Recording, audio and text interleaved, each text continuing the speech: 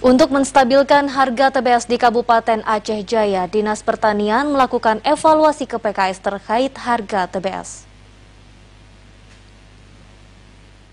Pemerintah kembali membuka larangan ekspor CPO sehingga banyak petani kembali bergairah dengan harapan harga TBS yang sebelumnya sempat merosot bisa kembali meningkat. Dibukanya kembali ekspor CPO oleh pemerintah juga mendapat sambutan baik dari para petani Kabupaten Aceh Jaya.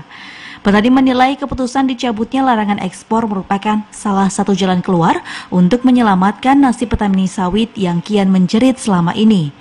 Sementara itu, untuk menstabilkan kembali harga TBS di Kabupaten Aceh Jaya, Dinas Pertanian setempat baru-baru ini telah melakukan evaluasi ke PKS terkait harga. Selain itu, pihak dinas setempat juga telah meminta pihak PKS bisa menjadi mitra petani. Artinya petani bisa mendapatkan harga sesuai yang dibeli oleh PKS sehingga petani tidak lagi merugi.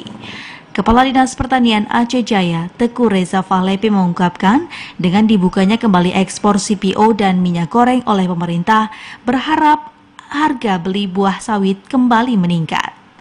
Para petani di Aceh Jaya berharap pemerintah terus melakukan evaluasi dan monitoring terkait harga beli TBS oleh pihak perusahaan sesuai yang ditetapkan oleh pemerintah sehingga ke depan harga TBS bisa dibeli sesuai yang diharapkan.